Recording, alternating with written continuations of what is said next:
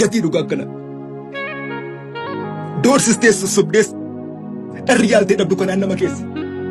Gatii dhugaa kana, gatii haqaa kana kanaan nama geesse. Namummaa lagattee tolee jechuu baattu akkeessuu wallaannaan. Dhugaa gurgurattee haqa lafa keessee fakkeessuu wallaallaan. Xumurri kee kana.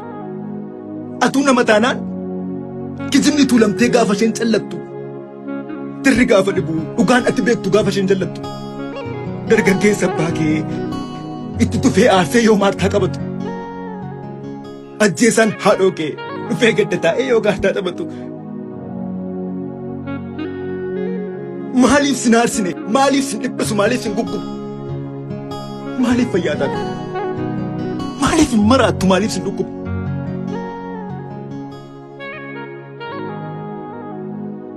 Doorsistees boosistees dharri yaaltee dhabdu kanaan nama geesse. Dhuma tolti malee dhugaa haaluu dhabuun kanaan nama geesse.